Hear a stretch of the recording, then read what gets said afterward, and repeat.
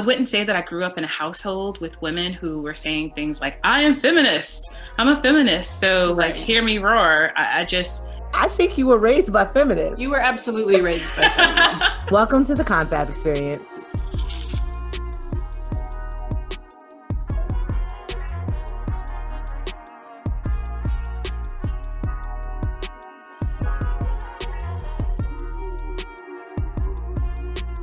Hi, everybody. Welcome back to the Confab experience. Hi, ladies. Hello. Hey, how are you? Today, I thought maybe we would talk a little bit about the F word, and that would be feminism. All right. Okay. Okay. So let's get into a little bit of feast or famine. Okay. Well, thinking about feminism, when I was growing up, or becoming of age, we'll say, I would have very proudly said that I was a feminist. You know, I believe in equal rights for women. I think women should be able to do whatever they want and not be judged for it. But it seems kind of like feminism in recent years has taken on this alternative meaning. And it makes me hesitate if someone says, oh, are you a feminist? It kind of makes me hesitate to say yes. Do you guys get that impression, or what does the word feminism mean to you? So it's so interesting, Siobhan, because I would have said that, I agree with everything you say, equal rights, equal pay, equal opportunity, but I would never categorize myself as a feminist. So why not? I think you're not alone in that. It definitely has become a new thing. I feel like, yeah, that's my question. Why not? I feel like feminists hate men. If I have to think about what that word conjures up for me, it's like that not only is it about like how great I am as a woman, but like how you are not ish, because my greatness is so great that really you're just like, I don't know, something weighing me down. So I would never call myself a feminist, even if that's like the definition, someone who believes in equal rights across the board for women. I don't know. Is that naive of me? Oh, no, I think a lot of people think that. I don't, you're not alone in it. Yeah. I don't think it's correct. You know what I mean? I don't know how to say it. It's not right. But it's interesting that somewhere in the, I don't know, 90s or something, like it just took some kind of turn where you're right. Like it means hating men, or maybe men have always put it that way, but somewhere women started thinking that too. It seems to be that's something that happens with all of the like isms almost. As soon as you try to advocate for a group, it's almost, people think that the like converse of that is that you hate everything else. And then everybody in the everything else feels like they have to like go, like oppose you. Right. Yeah, I can see it. Yeah. Yeah. No, that makes sense. That makes sense. That it doesn't make sense, but I understand. Right. Like that's what's happening. But it's crazy because feminism really, I mean, we said it. Just, I believe women should be able to do the things, whatever it is that they want, the same as a man would, and not be looked down upon for it, or treated differently or paid differently, or all of those things. I also think what happens also in a lot of movements is that the extreme end of the movement, the kind of radical sect of whatever movement it is, are the ones that get all of the attention, and therefore there probably are some feminists who hate men. Probably just, it's a thing, right? Sure. But if they're the most vocal and they get the most headlines and are the splashiest, then suddenly it's their ideals that are associated with the entire movement. Yeah, I that's probably what happened. I don't know. I don't know if it's that or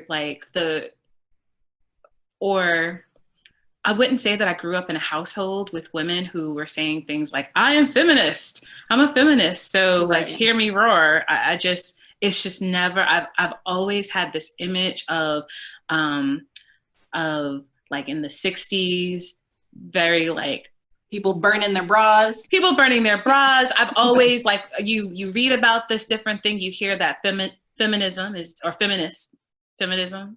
Oh gosh, is different for Black women and white women. That white women have the opportunity to like say I want equal rights and equal pay, and you know Black women are like, I mean, can I just be seen for who I am? And it just feels like we're fighting for different things, and so I don't know. It's so funny that you said that about you growing up. You don't feel like you grew up in a house where people were saying I'm feminist, but like knowing you and knowing your family a little bit, I think you were raised by feminists. You were absolutely raised by feminists. You know what I mean? Like Absolutely. I think the women in your life are completely strong, independent women, right? Who don't take no junk from nobody. So it's like when I think about it, that's exactly who raised you, right? But maybe they just didn't call it feminism. This is just what we had to do. It's just who I am. You know, that's exactly right. That's exactly it. Right. I mean, we just did what had to get done. Okay. Right.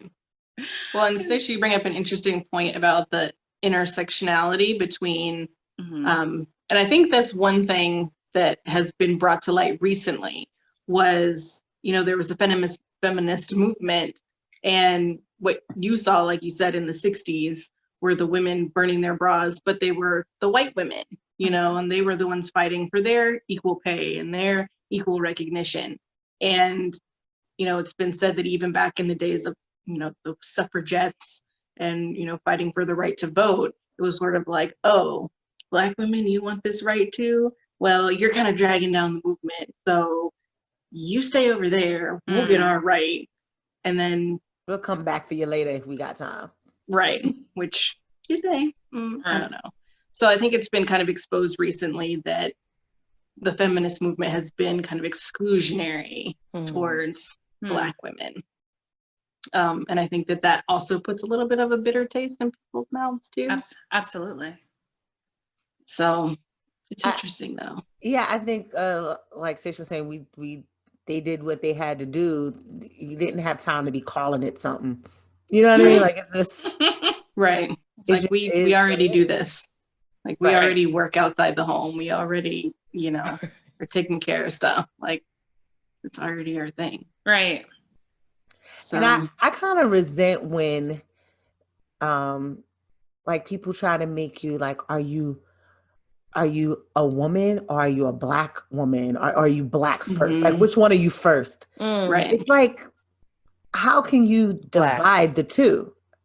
Oh, you feel like you can? Easy, absolutely. I think you can easily divide the two. Oh, sorry, that was not your point. My bad. No, I mean, but I guess people feel very differently about it. Like I don't feel like you can. I'm a Black woman. I am equally Black as I am a woman. I don't think that I could say. Well, and I think this issue for me came up a lot when like the R. Kelly thing was happening and the Bill Cosby thing was happening. And people were like, oh, they're just attacking these Black men. And, if you're Black, then you should support these men. And it's kind of like, well, they're kind of predators. And I actually support the women in this instance. But then somehow if you were coming for R. Kelly, oh, then you were just like this terrible, unsupportive Black woman who's just trying to hold the Black man down. It's kind of like, I don't know if that's really the case. So it was a weird thing that was happening there for me anyway.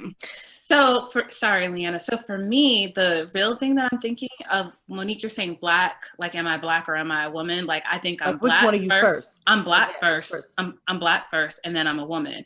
And the reason why is because society tells me that's how it has to be, because they tell me through things like the R. Kelly thing, that Black women's lives are not as valued as other women's lives.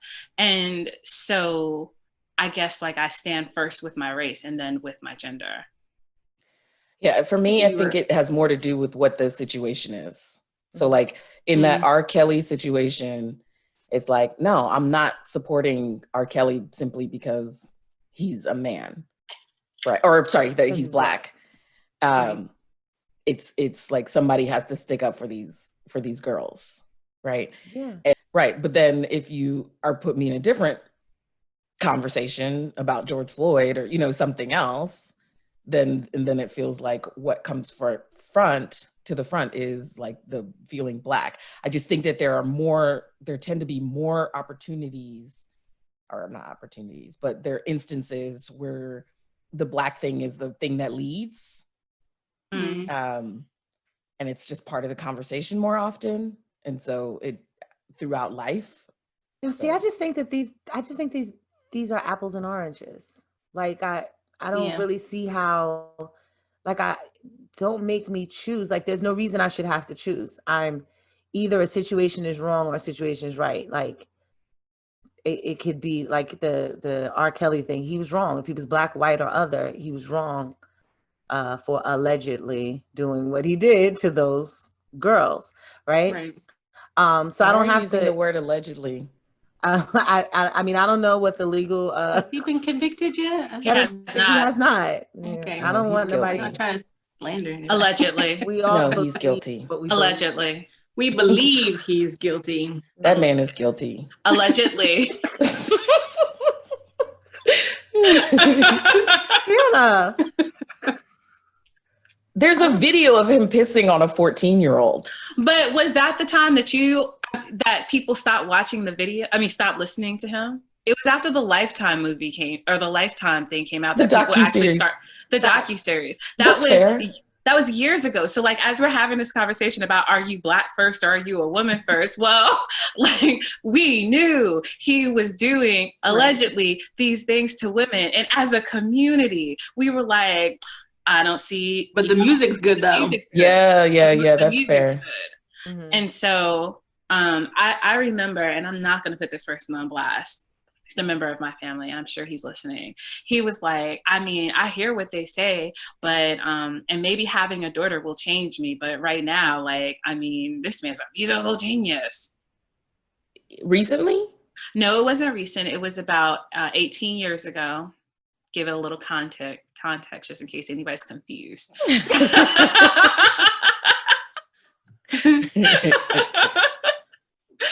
So, you know, and these are good people. These are good people still bumping to this music. And so it wasn't bumping and grinding. It wasn't until that docuseries came out and we were told, oh, we should care about the Black ones too, that it became a big thing. So. Yeah, well, I mean, there's a whole thing about Black women, Black girls specifically, being thought of, they're over sexualized. So you see it just like a Black boy is thought of as more violent, more adult. He's grown, he's big, even if he's young. Black young girl is thought of as a sexual being at a much early age. She knew what she wanted. She was getting herself into it. And I mean, so those are things, but I don't know. I struggle with this because I don't think that I can just separate the two. In the situation, it just depends on, I'm wrong, it's wrong or it's right. I don't think we should have to choose. And I think that's one of the problems that we have, like making us kind of choose and pick. And then that's why Black women maybe feel like they can't like connect to the feminist movement as much. No, I remember when the R. Kelly documentary first came out and I was taking my son to get a haircut and they were playing R. Kelly in the barbershop.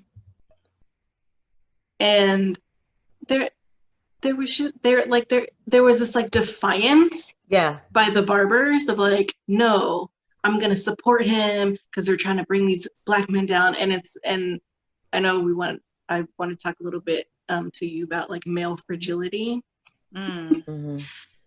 which to me, that's kind of what it looks like, you know, like these women dare say the thing about this man. How dare they come back so many years later?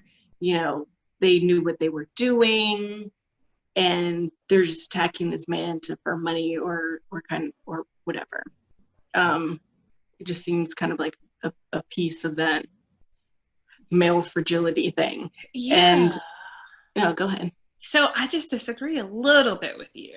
Okay. Right? Because like we're talking about R. Kelly in this situation. So it's almost like I want to remove like R. Kelly or Bill Cosby from the conversation, because I do think that there are two different things happening there. I think there are two things that are truthful, that there are not a lot of like Black positive influences, men that we have to look at. So whenever one of those stars start coming down, and I don't mean like, I mean like bright lights, not necessarily stars, start coming down, you're like, no, you want to protect it with everything that you can, because you're like, look at this greatness, like how can we not?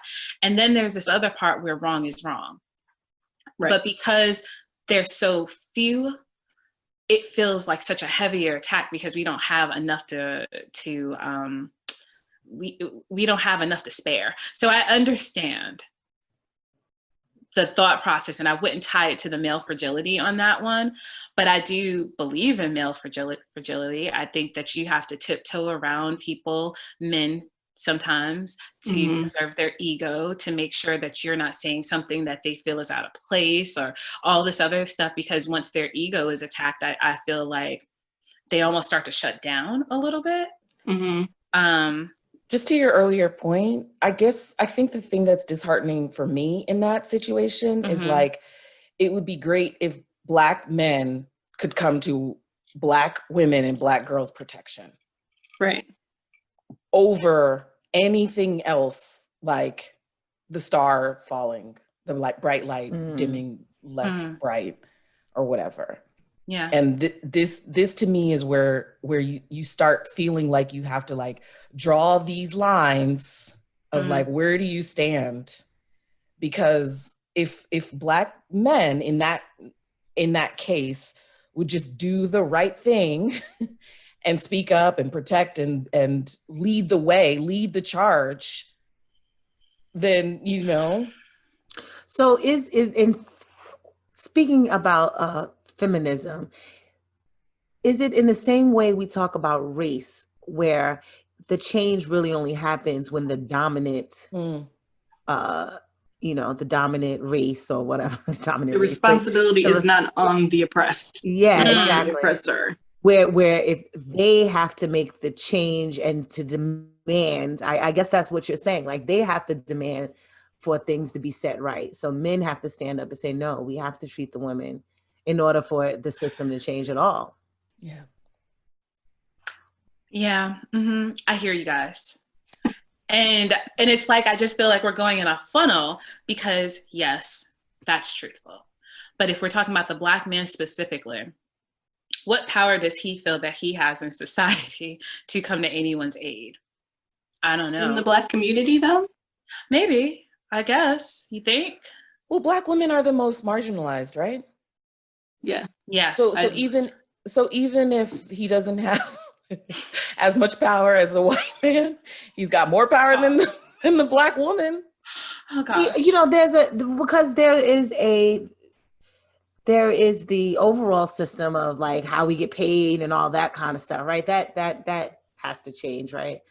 But there is the way that Black women have been depicted in hip hop, or you know what I mean, like those kind of images, and stuff like that could change, and that Black men do have the power over. Yeah, fair. That doesn't sell though. No. That doesn't sell. Like I even think about like Chance the Rapper's last album, where he was like, God, marriage, family, love. Right. And everybody was like right. Like he fell off. You're right. All right. I do think that there has been in the 2000s, I feel like in the 90s, things were buck wild. There was credit cards being swiped down girls' cheeks, and things were like early 2000s. It was all about naked girls and videos. I do feel like we've gotten away from that a lot more. When's the last time you've seen a music video? I'm just curious. They still make them. They just put them on YouTube. They still make them. But I just mean, even in the music, I don't really hear, the same kind of terminology that they used to. It does feel like there's been a shift. I mean, it's so interesting, Monique, because the only thing that I would challenge right now is I wonder if there's been a shift or like now with so many different ways to listen to music, do you just listen to the music you want to listen to? Yeah. I think that's more it. Well, that is true, except I do listen to the radio in my car. Okay. So like I listen to like the regular car, and I like the regular, I'm not listening to deep cuts of the hip hop, but the regular, 5 that they play over and over again. Mm-hmm. Okay. Fair. Okay. I don't hear a lot of bees and hoes and such. Okay. Not like it used to be. Yeah. Unless you were just hearing the radio edit. Yeah. Siobhan, I was gonna let her have it, Siobhan. I was just gonna let her have it. She talking about the radio. I'm like, but what about listen to that same track on Spotify? I think though, and this might go for all women, but Black women especially, that there is a struggle between, and this is like a respectability politics thing almost. So if you like emulate strength and independence and being confident in yourself, I think the more you do that, the less you're protected by Black men. So for example, like Meg the Stallion just recently, got shot. She got shot or something, right? Got shot in her foot. Mm-hmm. Right. And Black men were like, oh, I thought you was savage. Oh, I thought this. Oh, I thought that. Blah, blah, blah. Not like, dude, why are you shooting a what? Like, why are you shooting? Why are you shooting anybody, really? Yeah. But it's sort of this thing where unless you depict yourself as being like demure and like ladylike and like a delicate flower, then you're kind of on your own. Like, sure. You're right. That is, and I think even point. Personally, as an independent woman, once you, like for me, I've gotten to a certain point in my life independently. Mm-hmm. And it is hard to find that balance of like, how do you leaning on somebody, right. and not, and feeling like, oh, I'm just a weak woman, right. or whatever. Mm-hmm. Right.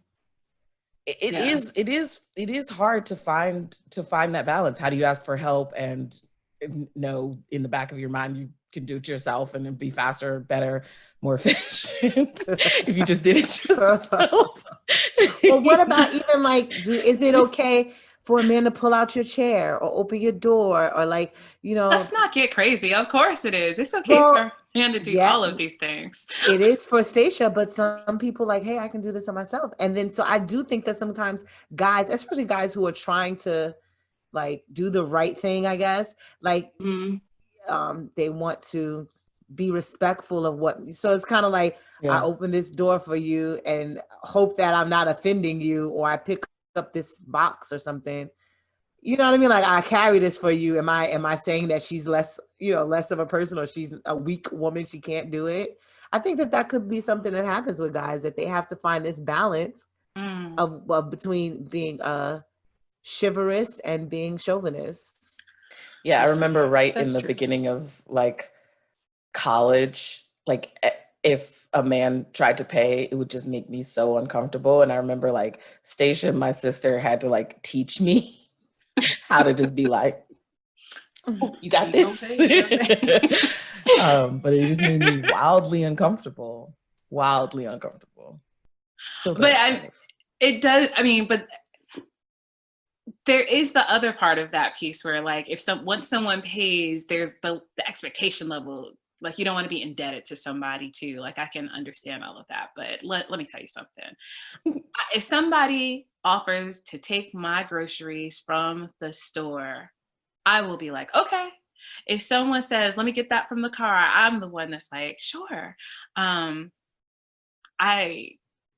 you, kind sir. They really, honestly, I've always depended on the kindness of strangers. Oh my gosh. So I get it. I understand, but I do think that that one thing that I think I was taught is that the home is the man's castle. Just let him have it.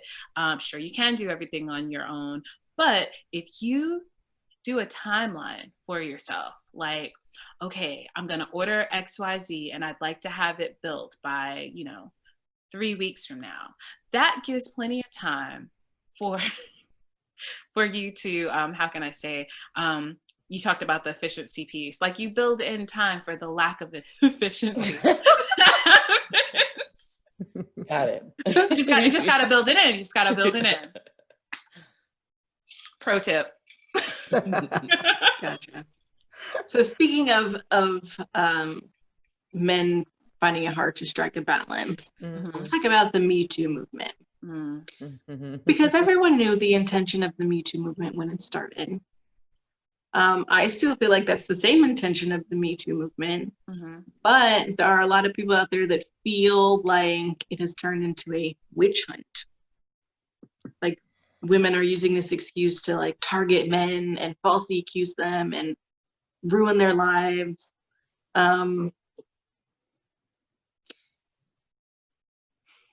I don't want to like come off sounding like an angry feminist in response to that. You come off sounding exactly how you are. Go for it. This is a safe space. Well, I just think on some level, maybe there are a few women who would do that, but I also think that it might also be an accountability issue for men. Like, oh, I used to say stuff like that to this one lady in the office. I wonder if she didn't like it. Let me get defensive about it. Yeah. Or, oh, I saw someone talking about it on something somewhere. And he said, well, I mean, God, what did he say now? I can't remember, but it was something to the effect of, I mean, if you just like touch somebody's waist in the office, then all of a sudden, oh, it's like, I'm like, hello, you should have never been touching people's waist. I was like, why are you touching someone's waist in the office? Okay. Why? Yeah. So I mean, I don't know. It just, to me, seems kind of like a defensive posturing, like we were saying, like trying to flip the narrative of, oh, people are just using it to attack. I just think if men. you've been used to getting away with everything, yeah, and then now you're being held accountable, there is going to be a lot of pushback of like, oh, so this is not okay. Like, no, it was never okay. I don't think that the majority of the people who are coming forward and, calling things out, I just think when things just gotten so bad where so many things were just being let slide through and all, that we're just swinging in the complete opposite direction. It's like, nope, nothing. You can't do anything. Don't talk about my hair. Don't talk about my shoes. Like, don't make any mention to my person. And so it's just like kind of maybe just like a big pendulum swing in the opposite direction. An overcorrection. Maybe a little, but we'll even it out. I think it's fine because men, you were doing things really wrong for a long time. Yeah. So it'll find a nice medium. The consequence of the overcorrection now is that men say they don't feel comfortable being around women in the workplace for fear of doing something, which first of all should tell you something. If for fear of even being around a woman, you can't, be decent. But does that now take opportunities away from women, right? Like, they're not in the discussions of, which direction to take this campaign, or they're not in that because men just don't want to deal with them? Or do you not really see that as an issue? I saw that on the episode of The Bold Type. Oh. I love that show. I don't know if anybody watches it, but they talked exactly about that, where somebody, I know it's a TV show, but they let, but it's okay. It's exactly what Shamar was talking about. They let go the women because they'd gotten drunk at a Christmas party or whatever. Mm-hmm. Everybody gotten drunk, but the men then felt uncomfortable, like things could have gone bad, so it's easier to just get rid of the women to protect the men, basically. So right. Like that kind of thing, like it pushes out. And they were like kind of bringing to light that because of Me Too, men feel so overly sensitive. They don't know what might happen. So it's like, you know what, we probably should just put men in this space. Stacey, you have so much on your face. I feel like there were so many things that happened. So to your first question, has it become a witch hunt?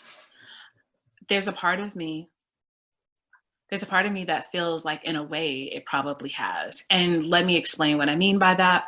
I feel like the narrative of the Me Too got hijacked by people who had ulterior motives for what they wanted. And I think that we saw that a lot in like political structures and things like that, like searching for women to say, oh no, this person, Frank, what is his name? Franken? Al Franken, yeah. Al Franken, maybe. Like, he had the one accuser, and then it just felt like they went in the closet to find more and more and more. And I get it, but you can also see that in that scenario, the initial accuser story gets hijacked by what people need it to be to fit their narrative. And so not necessarily by the accusers is it a witch hunt, but by people who choose to use their story for like gains, I think it can be a witch hunt. So that's that one. Then the other piece of it, like, so I mean, have you guys never had like an office like something and a guy like that you find attractive is flirting with you? Like, you can touch my waist if you want to. You can touch the small of my back.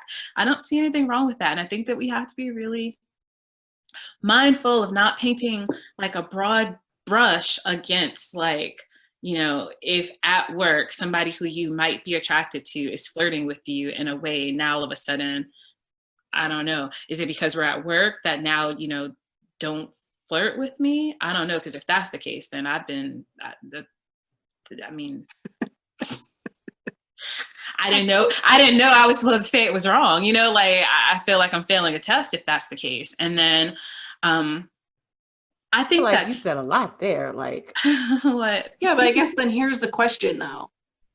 What men's fear sounds like their fear is, oh yes, it was a flirtation and I touched your waist, and then you, then being this vindictive woman, a year or two later turn around and accuse him of sexual harassment, right? So I don't know how often that happens. I mean, of course, workplace flirtations happen all the time, right?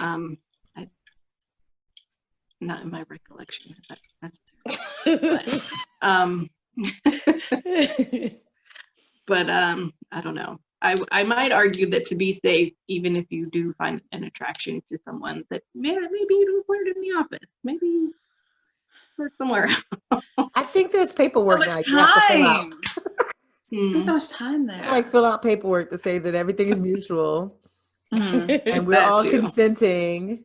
That too. Affirmative consent. Yeah, that's what you need. Affirmative. Yeah, I mean, I think if you really think about what happens to a woman when she accuses somebody and then is put on trial, my inclination is like, yes, there are women who lie and use that to their, you know, benefit, but I just don't feel like that's the majority no. of women. Statistics agree. For the sheer, like, just truly think about what happens to somebody who is accusing, like, their whole sexual history gets put on display. What did you do? You know, victim shaming. And that's not, there's no upside, you know, to that really. I mean, other than the burden being lifted of, you know, sharing your story and putting it out there, and you know, hopefully something happening to the person that you're accusing, which more than likely, you know, Brett Kavanaugh, nothing is going to happen, you know. So we get put on the Supreme Court, even exactly for a lifetime position. Yeah, I think men probably really, I think it really came to a surprise to them when women started saying, well, no, I really didn't want to, but I didn't feel like I could say no out loud. Like they seemed confused that was a thing that could happen. Like, no, you are a person of power over them. they couldn't say no, or they didn't feel like they could say no. So even if maybe they didn't outright scream no or whatever, your position over them made them feel that way. Or there was a Facebook post not too long ago where a woman was basically saying how I've been in more than one situation where I wanted to stop. I like maybe I started out like being into it, but somewhere in the middle, I kind of wanted to stop. But it was harder to, and just in my own mind, think about being like, no, stop, let's stop. It was easier to just keep going. And just the fact that like most women are like, oh yeah, well, I mean, that has happened before. Like, oh yeah, I guess. That men don't even understand that that's just the power over that. It was just, okay, I'm just going to keep going on with this, even though I probably want to stop, but I don't want to get to the point where I'm pushing him off of me or whatever. So I'll just go ahead and do it. And it's easier to just do it and just move on. And I just think that all those little nuances are, even like what Stacey was talking about, like the flirtation in the office and like the power struggle. Everybody should probably just, not flirt in the office. Oh gosh, I don't agree. Get with a room. Just get a room. I don't agree 100% with what I agree with parts of what you're saying. I do. Back to this, like, we're strong, hear us roar, we're women. Can I agree? And then with like a nuance to it, like I do think that there's some responsibility in being able to advocate for yourself. And I think that it's really important that we teach our girls that it is okay to say no, no matter what step you are in, the process. And if it's starting, there's a guy, please help me because I know you guys know exactly who he is. He was on a television show, maybe Parks and Recreations. Sorry. Yes. And he had a date, and he thought that it was a fine date with this woman, and they went back to his apartment. They had some kind of sexual encounter, which he thought was mutual. And she then wrote about how she felt like it was the worst thing ever. And that, not that she didn't say he raped her, right. But it was a similar situation like I was talking about. Like she wanted to stop. Yeah. Felt like she couldn't. But how does the man know in that situation? You have to get affirmative consent. Continuously. Is this okay? Is this okay?